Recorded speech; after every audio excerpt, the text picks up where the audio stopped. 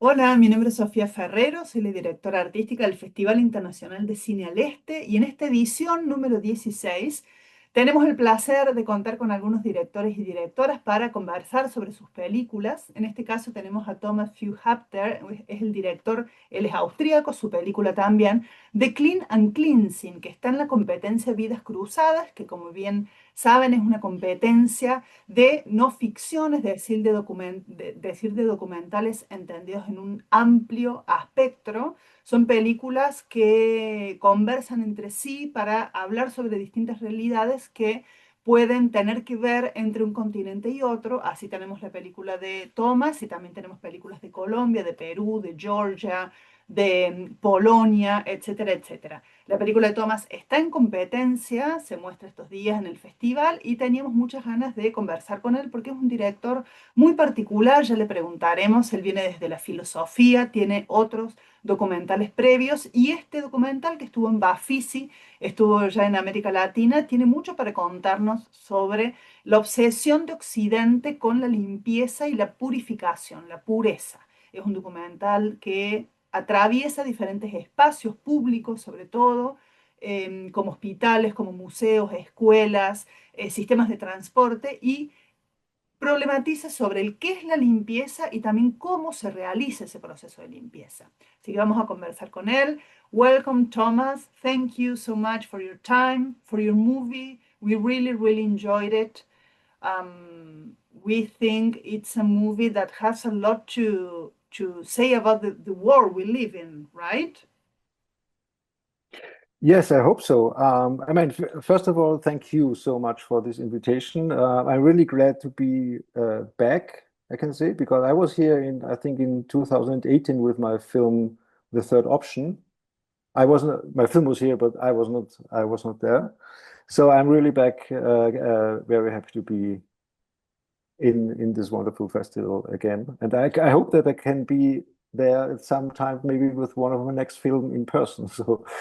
Yeah. But coming back to your question, yeah, I think it has, it has obviously a lot to do with our everyday lives. I mean, it's so normal. You know, we wash our hands, we wash our clothes, we clean our teeth. It's something it, with it surrounds us. We clean our apartment. It's so, I think it's maybe so, how to say, ordinary or so normal that we usually don't think about it, what we are actually doing.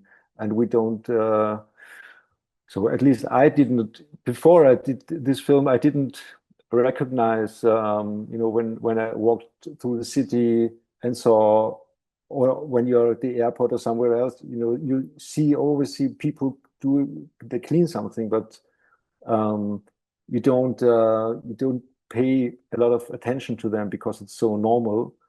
And working on this film really changed my perception. Now I see, as when I go out and I see within 10 minutes I see five people cleaning something, and I wouldn't have not have realized it before. But it's really so, when you start thinking about cleaning, and when you work for a topic for such a long time, then it can really, it completely changed my perception. I see, when I go to the supermarket and somebody is there who is cleaning, or just how to call these things, where all these things are in the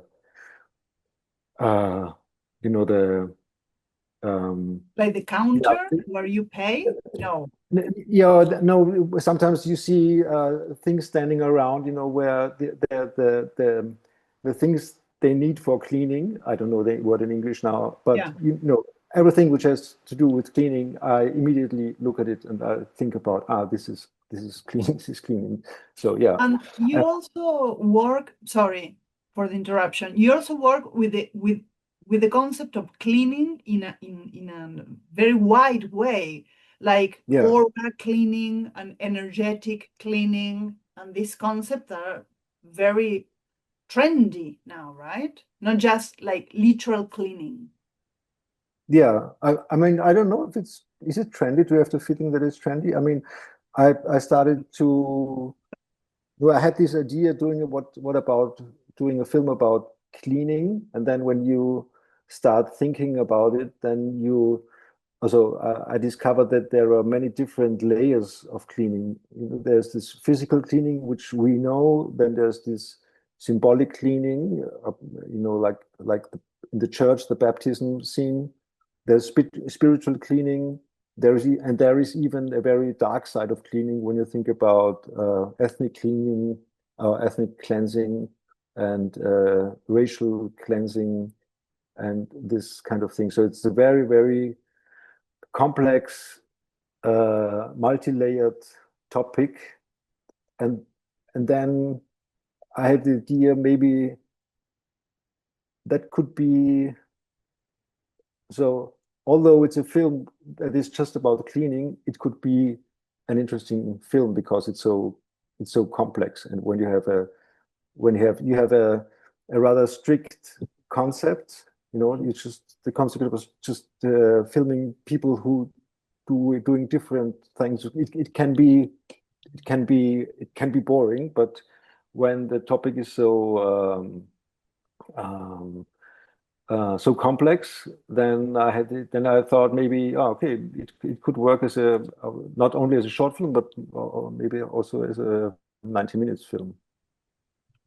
And yeah, do you, of course, with the pandemic, this got crazy, obsessive. yeah. But did you pay the same attention? You said that now you pay attention when you see someone cleaning or something being cleaned. When something is dirty, do you pay attention to that too? Me as a personal? Yeah, like for example, I don't know, everything is dirty, or this could be cleaner. Well, not so much. I mean, I don't have the impression. I'm not, you know, I don't like cleaning that much, doing it myself. No, but I'm not. I mean, I clean sometimes, but it's not that I have a strong passion to clean things. And I don't think. I mean, sometimes I've think that things could be cleaner, but it's not so. It's not that I found things especially dirty or especially clean or something else. Not so much. But you mentioned the pandemic. That was interesting because I actually had the idea for this film before the pandemic, and it actually has nothing to do with the pandemic. But but before the pandemic, when people asked me, "Hey, Thomas, what are you working on?" and I said, "Oh, I want to do a film about different kinds of cleaning." Everybody looked at me and said, "Well, what's wrong with you? Why do we come up with this topic? What's so interesting about it?" And then there was the pandemic, and everybody said, "Oh, now it's clear. Now we understand. Now it was so close, you know, that it was so obvious to do a film about cleaning and cleansing." But I didn't change. I didn't really change the concept of the film. So yeah. Yeah, when we received your film and we watched it, it's one of those things that is in front of your face and you just need someone to put them in order, right? So I was reading about your education and the way you started making films, and you studied philosophy. So maybe that explains like the wider point of view. Could you tell us how did you start making movies? Like How I started your making movies? interests? Yeah. So I didn't. I was rather late when I started doing movies. I was rather old, maybe. I started very late. I was always interested in movies. I went to the cinema when I lived in Salzburg in Austria for a long time. We were very close to cinema. It was kind of an art house cinema. I was always interested, but I didn't have the feeling for a long time that I can do movies because that's something what other people do it. You know, that's not. It was not on my mind to become a director or a filmmaker because I was not so, you know, I thought about, oh, that's very complicated, and you know, there you have 20 or 30 people on the set, and everything is so big and things like that. But then, I mean, then I saw Sans Soleil by Chris Marker. You probably know this, this iconic essay film, and and and that really blew my mind because and at the same time, I really loved this movie, and I thought, I mean, he uses actually footages he shot on his travels, you know, around the world, and then he had a very good voiceover, and you know, I mean, he does a lot with the images and with the sound and things like that. But I had the impression that it doesn't need a lot of people to do movies. You can actually do movies like essay films with a rather small with a smaller budget, and you know, you always need some people, and that was maybe, yeah, I think that was the starting point, that I tried to do a film, and then I did one film while I was in London. I was in London because I did the alternative to military service in Austria. You can do abroad in another country. I worked in a Holocaust library, you know, German Jewish history, and then I had no education in filmmaking, but I just tried to do a film, and yeah, that was the starting point. But this, for the first film, was so bad I never showed it to anybody because it was really it's not it's very close to Sans Soleil, and that, you know. But it was really fun to work on it, and then I tried the next one, and I started with a short film that was 24 minutes about the city. And imagine, you know, you don't know where you are actually. It's kind of a shot in real cities, in different real cities, but put together to a city. You don't know where you are actually, and a voiceover talking about being in the city. Then, so that was the first short film. Then I did a mid-length film of 50 minutes about an investment banker I went to school with. That was a kind of that was also experimental documentary. And then I did my first feature-length film that was also in Este, yeah, the third option.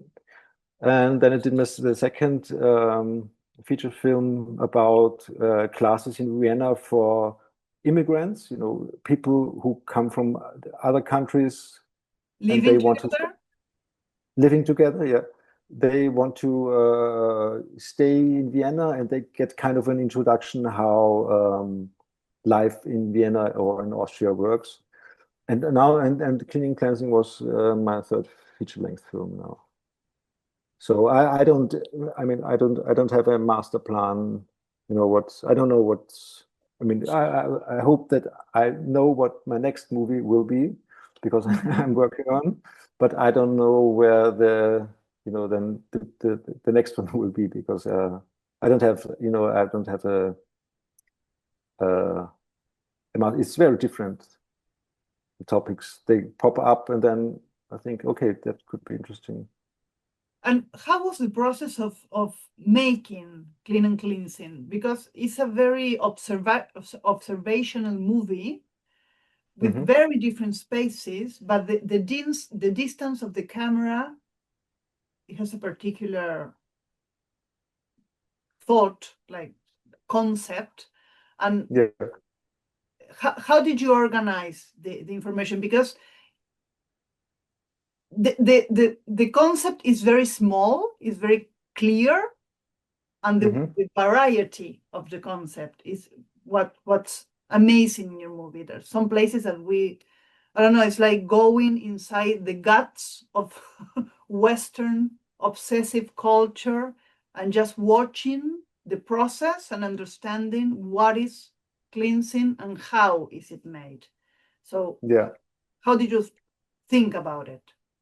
Well, actually, I had a very strict concept, but I already knew before that maybe it doesn't work that way I have in mind, because I had the concept to start at the inside of the body, viruses, bacteria, and things, and then it goes out. You clean the body, and it's becoming bigger, and you clean things, you clean spaces, and it's becoming bigger and bigger. So basically, from micro to macro cosmos. Like those advertisements of cleaning products that are very psychopath. They say everything you touch, and then you go home and you touch your kids and you touch your things. And you're like, no, I'm dirty. I will make everybody sick. Yeah, exactly. This is how a bacteria looks. Yeah. But so yeah, I had this concept from very small things to very big things, because there's also I wanted to end it in the in the space, because around the world there is a lot of space debris, and there are programs they try to clean the space, because there are so many broken satellites and things like that, and there is a program from the European Space Agency trying to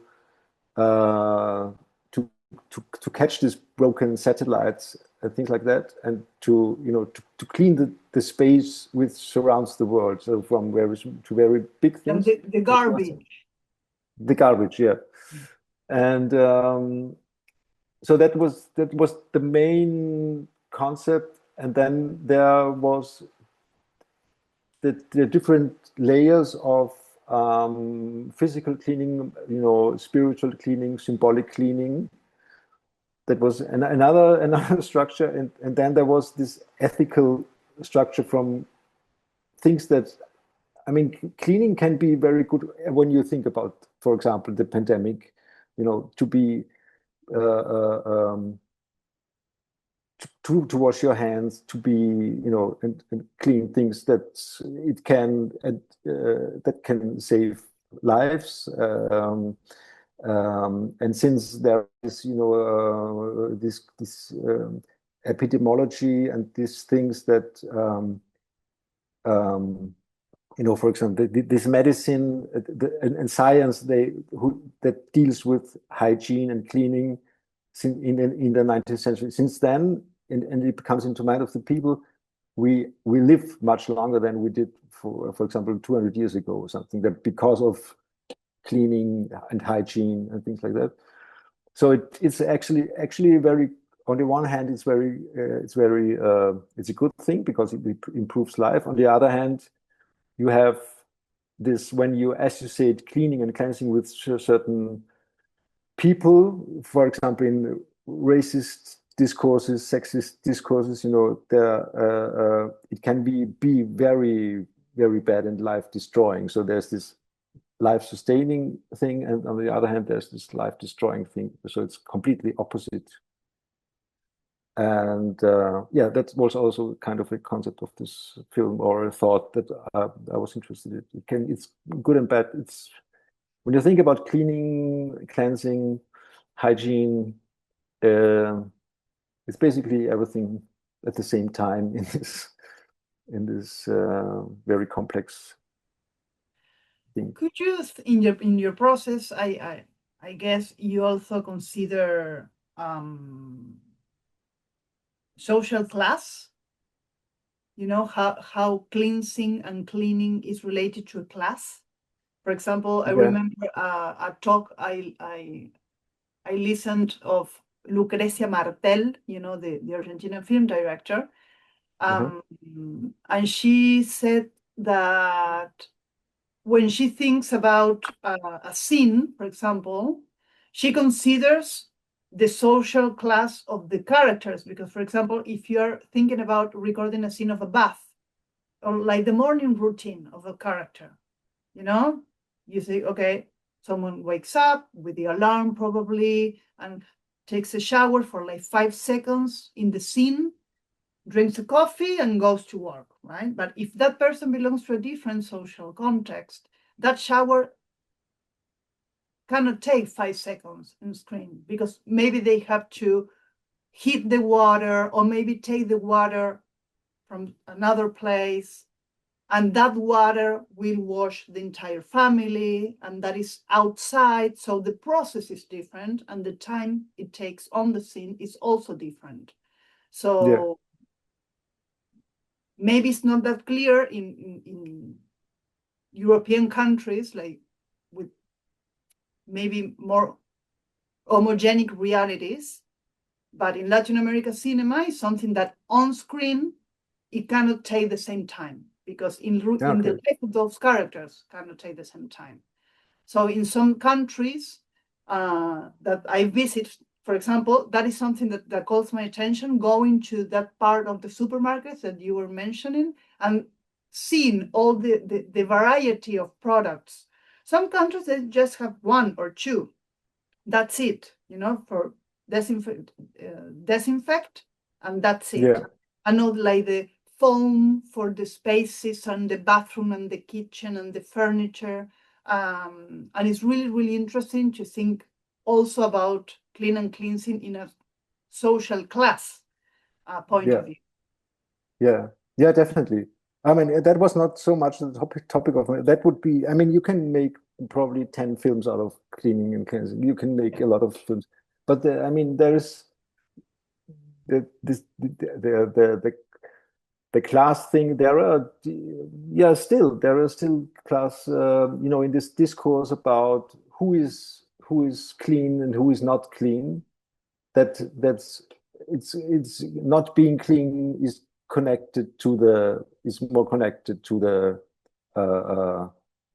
how to say, poorer people, working class, things like that. And being clean is connected to like perfumes class. and senses and exactly. Yeah.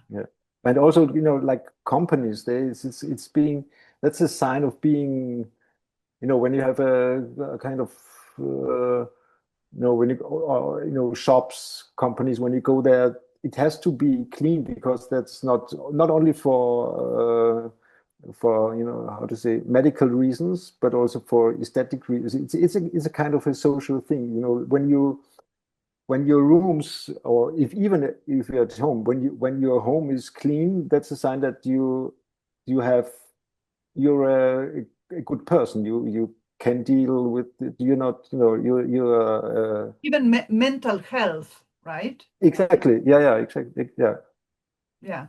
So And it's if we think about clean and we go the other way of the conversation, like dirty and garbage and wastes, right? What is considered clean and what is considered dirty? Thinking about the energetic cleansing and the aura cleansing, what would be to be dirty? What's the concept of that garbage that it needs to be cleaned, right? It opens a lot of conversations, and that's what a good movie is able to do. So just to finish, you mentioned that you were in Bafisi in Buenos Aires. You were part of the jury. So one of the questions that I'm trying to ask the directors that I have the chance to interview is, now that you are traveling and visiting another countries and another cultures and watching a variety of films, what would you say that are some topics or some questions or worries of contemporary cinema? What are we talking about? I know that a film festival is a point of view, a view of the world that we organize in competitions. And as I mentioned before, we make movies, have conversations with each other. But what are the things that you have been able to think about the movies that you have been watching lately? I know it's a hard question. But where you have to think about it. I mean, that's a difficult question. I mean, I've just trying to think the movies I've seen. There's so many different movies I've seen. I mean, in general, you I have the impression that that's especially documentary films, but also feature films. They connect to actual political problems, like of course Ukraine and Israel, Gaza, and these political things, but also this diversity discourse with race issues and gender identity politics. That's in general, you find it that these are topics that filmmakers react to this kind of what's going on in the world, which is basically, of course, a good thing, and do something with it. But there are always films that do something completely different, and they can be also very good. I mean, I don't know exactly if my film Cleaning Cleansing is so. It's not. I mean, when you think about cleaning, it's maybe not. Okay, it was a big topic during the pandemic, but I don't know if it's now. I mean, it was very big, and then I think maybe it went down. So yeah, I'm sorry, I don't know. No. To think about what For when example, you other directors I interview these days, they mention, for example, the mix of genres, okay, the form, yeah, yeah. or the lack of the absence of stories. Yeah, talking about atmospheres and senses, for example. Yeah. They mentioned the diversity and very movies. You're the third director I interview, and that feels they start making movies late in life. Oh, okay. Yeah, and they are great directors. Like Maura Del Pero, we invited her. She's an Italian director. She directed Vermiglio. Uh-huh. She was in the Oscar competition, like Oh, the wow. movie was selected for the competition. She's a great director. I really recommend Vermiglio, it's called. And Hmm. she also studied literature. She didn't study movies, filmmaking. And she mentioned, I started late in life. And I said, and there are another, because it's called my attention because you're the third director that mentions Oh, someone that okay. didn't study movies, started making movies late in life, and they are in our festival competing with great movies. So that is Yeah, that's maybe great. something to talk about. Yeah, that's great. There's this kind of senior filmmaker, old people making their first films, Yeah, actually. but if you think about it, the universities of cinema or the school of cinemas started on the 60s, and in Latin America on the 90s. So it is not something Yeah, strange to the art. yeah, You, yeah. you, you you didn't have a way to learn how to make movies, but making them. So Yeah, you have to. I mean, you have to be. I mean, do you know the film? There's also a film, Ballomania, the balloon film, the documentary. No, it was shot in Brazil, I think. I okay, think Ballomania, and that was also a first-time director. And that was a quite successful film. It was about, there's the kind of secret underground balloon scene in Brazil. They're building huge balloons and they're doing it secretly, and then things like that. I've never heard about it before, but it's a great film. And I don't know how old she is. But she's in I think in her 40s, and that was her first film. And yeah, I mean, when you have a passion for it, then I mean, but then it's when you have to have maybe a certain when you have the background, you have to. it depends on the country where you live, and that if you have support, I think, and if you can afford making it. I mean, when you make your first, when you're 40 or 50 and you make your first film, it's very hard to get money, I think. Okay, I see. But you can, yeah. But it's a privilege to do it. It takes so And long, right? It's the process is yeah. crazy. And mostly with documentaries, like the idea starts like 10 years ago, and then I started reading, and then, making another things, and then finally you get the chance to make your film. It's really admirable. That's why we love movies and we respect you for making them, because it's a really, really, really hard work. It's harder every year in our countries. We are not in our best time for making movies. Yeah. They are making all these courses that the movies don't matter, and at the same time they are banning and they stopped supporting movies. So I think they do matter, and that's why they don't want us to make movies. They just want like the platforms and this kind of commercials, like money focused movies. So thank you very much, Thomas. Thank you very much.